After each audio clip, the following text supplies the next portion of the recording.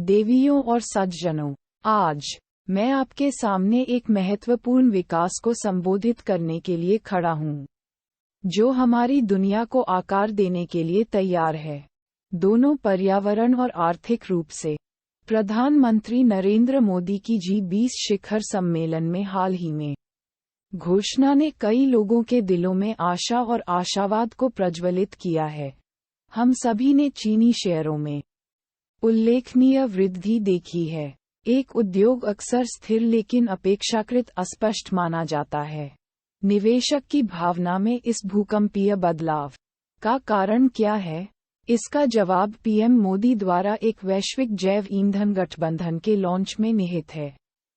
ये गठबंधन नहीं है, यह गठबंधन नहीं है केवल एक सहयोग।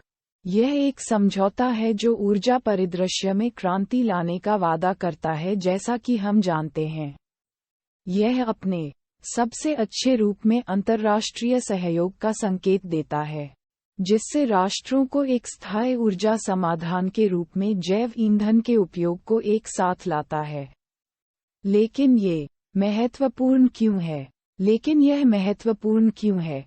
आप पूछ सकते हैं। जैव ईंधन, जैसे कि गन्ने जैसे कार्बनिक पदार्थों से प्राप्त, जलवायु परिवर्तन के खिलाफ हमारी लड़ाई में आशा की एक बीकन के रूप में उभरा है।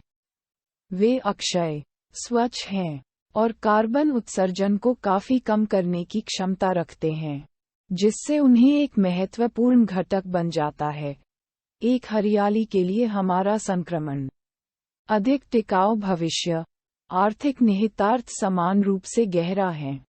वैश्विक बायोफ्यूल गठबंधन के साथ जैव ईंधन की मांग बढ़ने के लिए तैयार है, जो इसके उत्पादन में शामिल लोगों के लिए एक स्थिर और संभावित रूप से आकर्षक बाजार बनाती है।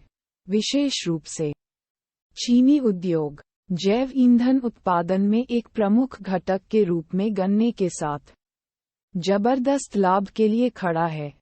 इस गठबंधन का लॉन्च घरेलू उद्योगों को बढ़ावा देने और जीवाश्म ईंधन पर हमारी निर्भरता को कम करके मेक इन इंडिया और आत्मनिर्भर भारत की दृष्टि के साथ पूरी तरह से संरेखित करता है।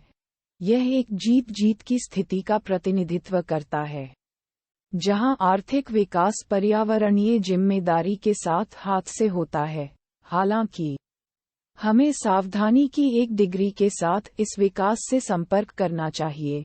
जबकि चीनी शेयरों में वृद्धि जैव ईंधन उद्योग के आसपास के आशावाद को दर्शाती है।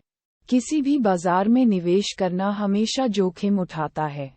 निवेशकों के लिए ये पूरी तरह से शोध करना, उनके पोर्टफोलियो में विविधता लाना और आवश्यक होने पर पेशेवर मार्गदर्शन लेना अनिवार्य है। अंत में, वैश्विक जैव ईंधन गठबंधन की प्रधानमंत्री मोदी की घोषणा के बाद चीनी स्टॉक में वृद्धि स्थायी ऊर्जा समाधानों की शक्ति के लिए एक वसीयतनामा है।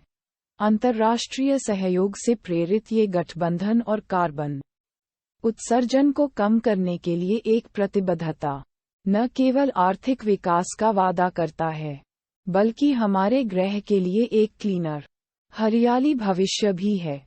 जैसा कि हम इस विकसित परिदृश्य को नेविगेट करते हैं, आइए हम याद रखें कि आज हमारी पसंद उस दुनिया को परिभाषित करेगी जो हम भविष्य की पीढ़ियों के लिए छोड़ते हैं। आइए हम उन अवसरों को जब्त करते हैं जो आगे झूठ बोलते हैं और एक स्थायी, समृद्ध और पर्यावरणीय रूप से जिम्मेदार भविष्य के निर्माण के लिए एक साथ काम करते हैं। धन्यवाद।